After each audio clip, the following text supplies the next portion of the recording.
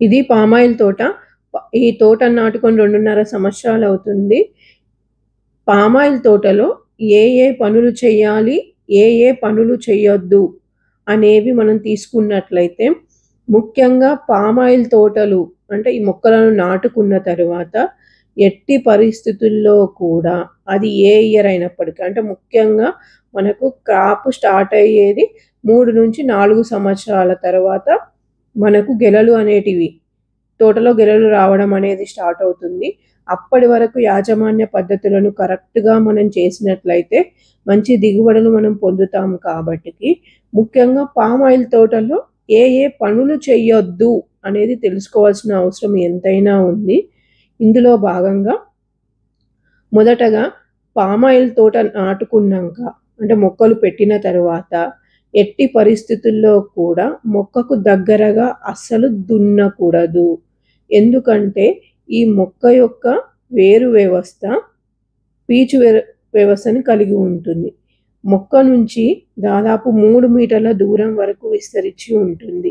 లోపలికి అంటే లోతుకు ఎక్కువగా పోకుండా సమాంతరంగా పీచు వేరు వ్యవస్థ విస్తరించి ఉండడం వల్ల మొక్కకు దగ్గరగా దున్నినట్లయితే వేరు వ్యవస్థ దెబ్బతిని మొక్క ఎదగకుండా అవుతుంది. కాబట్టి గెలలు తక్కువగా రావడం జరుగుతుంది. అందువలన ముఖ్యంగా గుర్తుంచుకోవాల్సిన పని ఏంటంటే ఎట్టి పరిస్థితుల్లో కూడా మొక్కకు దగ్గరగా దున్నరాదు. ఇది మెయిన్ పాయింట్. నెక్స్ట్ ఎట్టి పరిస్థితుల్లో కూడా అంటే కలుపు నియంత్రణ కోసం కానియండి, మొక్క మొదల దగ్గర మనము ఫర్టిలైజర్ ఇచ్చినప్పుడు ఎక్కువగా కలుపు రావడానికి ఆస్కారం ఉంటుంది. దీనివల్ల కూలీలకు కానియండి, రైతులకు కానియండి కలుపు తీయడానికి చాలా కష్టంగా ఉంటుంది. అప్పుడు ఆ మట్ట భాగానికి ఉన్న ముల్లులు పుచ్చుకోవడం జరుగుతుందని ఈజీగా ఉన్న మెథడ్‌ని ఎంచుకోవడం జరిగింది కాబట్టికి అక్కడున్న మట్టలని అంటే కిందకు విస్తరించి ఉన్న మట్టలని, ఆకులని పూర్తిగా తొలగించడం జరుగుతుంది. దానివల్ల మొక్క ఎదగకుండా అవుతుంది. గెలలు రావడం లేట్ అవుతుంది. సో, మన కలుపు నియంత్రణ కోసం ఎట్టి పరిస్థితుల్లో కూడా మట్టలను కానియండి, ఆకులను కానియండి అస్సలు కూడా కట్ చేయొద్దు.